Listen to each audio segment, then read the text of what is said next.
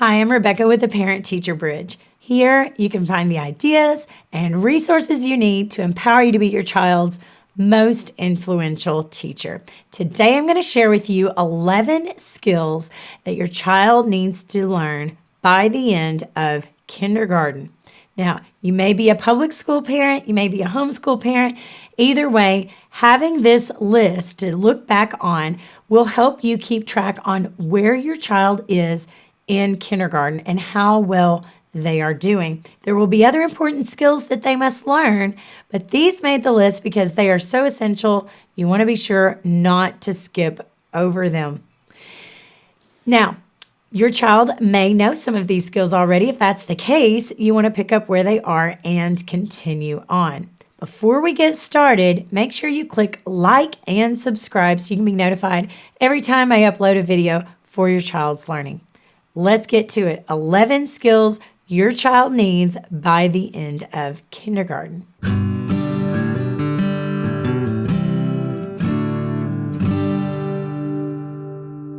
Number 1, the entire alphabet, uppercase and lowercase, and the sounds that the letters make.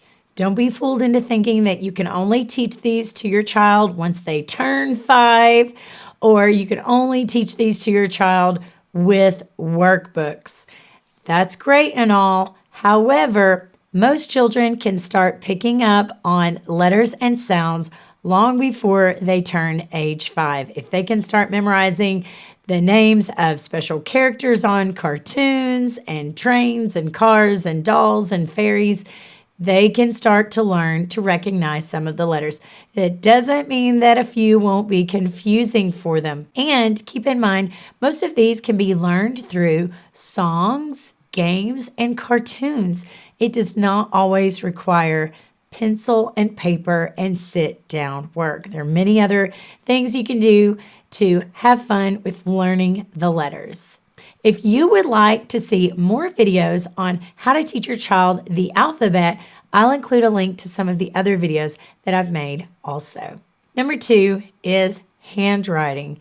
Sometimes this can get overlooked. Teachers are very overwhelmed. They have an entire classroom full of children and from all sorts of backgrounds. Some children come knowing everything they need to know in kindergarten, and the teacher is busy trying to keep those children occupied. But then sometimes they have children coming from homes where they haven't had many people talking to them, and they struggle just knowing their last name, frankly, and the teachers need to give them attention also. And sometimes handwriting can kind of fall between the cracks here and there. So feel free to allow your child to learn handwriting at home with you. Or you may be a homeschooler. Most homeschoolers do practice handwriting.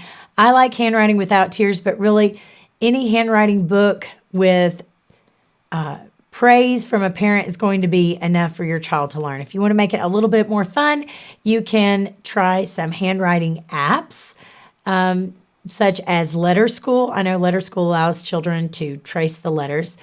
And you can also just try a dry erase board, getting used to where you start the letter and which direction you go to make the letter.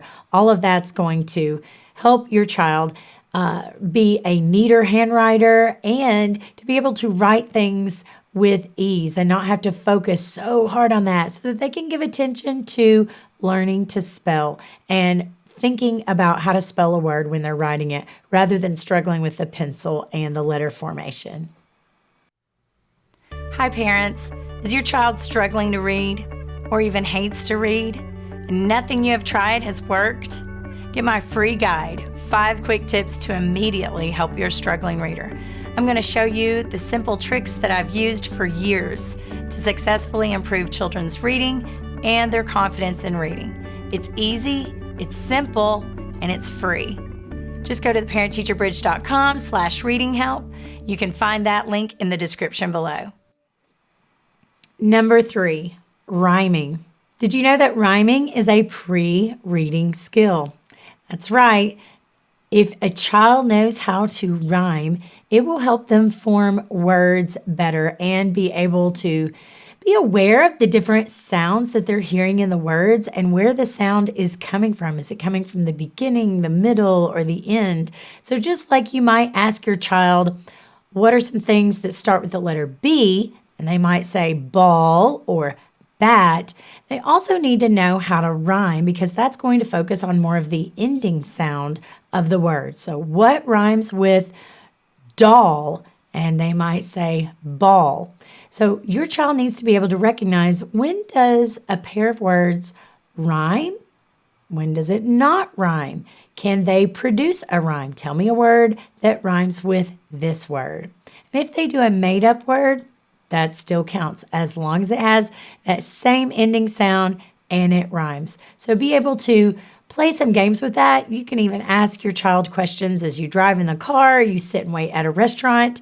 Don't forget rhyming. And a lot of times children catch on to this just by the parent reading rhyming books. Number 4, learn to blend sounds together to read one syllable short vowel words. So I'm thinking words at first that may only have 3 letters and just one vowel in the middle. Or you might even be able to work up to 4 and 5 letter words that have blends such as ST or BL, or digraphs like the TH sound, the SH sound, and so on. If your child can make these sounds fit together and form a word, they're going to lay a great foundation in reading. Number 5, Dolch sight words. I see a lot of parents get hooked on teaching their children sight words before they're even able to sound out those short one-syllable words. I prefer to have my child learn how to sound out a word, just a simple short vowel, one-syllable word, before they start memorizing sight words. And that's going to help a lot in not only recognizing by sight. For example, you might have the word red and the word run, and children may start to get those confused because they both start with an R. But for a child that actually knows how to blend sounds together, those won't get confused. I know that some of the sight words can easily be sounded out, and some of them really don't follow much of the known rules to young readers. So I try to work on the ones memorizing that are the more difficult ones, such as the word what. It does not look like how it sounds. It does have the W in the front, the T in the end, but overall you can't sound it out letter by letter. So I still work on the sight words. I just work on learning how to sound out a word before I do the sight words. The adult sight words come in different divisions. So at the kindergarten level, I would make sure that my child knows the pre-K and the K ones, also known as pre-primer and primer. Now, if you would like to see a video about learning sight words, I'll include a link for that as well. So make sure you make time to watch my video on learning sight words. Number 6, how to count. Now, you're going to want to think of some different benchmarks along the way. If your child knows how to count by 10, then make another benchmark. Maybe learn to count all the way to 15 and then all the way to 20, and then keep adding on by 10 until you get all the way to 100. My children have enjoyed when I print off free hundreds charts. They can color those, they can walk around with those, they can use those to move their finger along the lines while they count, and to notice some of the patterns that happen each time we move to another tens set when we are counting to 100. And don't forget number lines. You can also print off number lines for your child, make them vertical, make them horizontal, and allow your child to use some color as they practice counting. Songs, as always, will help. And keep in mind, it's normal at first if they might skip a number here and there. But that's why we want to use some of the visuals and some of the songs as well, because it can cut down on those chances that they will skip a number. If your child is doing well with counting, you might consider teaching them to count by tens or fives or twos to carry on that step. Number 7, show what a number means by using a base 10 picture. And maybe your child's fine motor skills aren't there all the way to be able to draw their own base 10 picture, but you can find base 10 pictures online where you can print out. These are the ones maybe you used in school where the number 10 was represented by a 10 stick. So you had 10 little squares stacked on each other. And the number 1 was just a small square and they were separated. If you have these as manipulatives that your child can touch, even better. But if not, you can find virtual base 10 blocks online for free. You can also print off some worksheets as well. Be able to represent a number. So if I say the number 17, your child would want to show 1 10 stick and 7 little ones squares. Be able to do that all the way up to 20 at least, and then they can catch on to the pattern with the rest of the numbers all the way up to 100. Number 8, add and subtract numbers using 1, 2, 3, 4, and 5 at least. If they catch on to those, you can work up through 10 and just increase that more and more. But understand that adding is putting together, subtracting is taking away, knowing the difference in those signs, and be aware to present this to your child vertically and horizontally. Sometimes you don't think about that all the way until you see that your child has to complete some work and the information is presented in a different way and they're kind of stunned and they don't know what to do. You can do this through play as you think about small objects, whether they be pieces of cereal or Halloween candy or just some math manipulatives or small pieces of paper cut out of an index card or something. So just practice the counting and practice the taking away and adding things together. Number 9, count the objects in a picture accurately and be able to tell which numeral is greater or less than. Okay, so let's talk about counting objects. If they're counting objects in real life, they might move them every time they count. You want them to do it accurately, like they're not counting 2, 3, and only moving 1 block, for example. That's called one-to-one correspondence.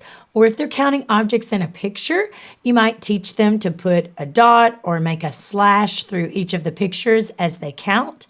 Maybe double check to be sure that they have counted accurately. And then ask them questions like which is less and which is more, which number is greater than, which number is less than. And eventually they will catch on to that and they'll be able to tell you which one is greater or less without even needing a picture. So for instance, where you want them to be eventually is to be able to say, yes, 8 is greater than 6. If you want, you can go ahead and expose them to those greater than, less than symbols. They look kind of like that.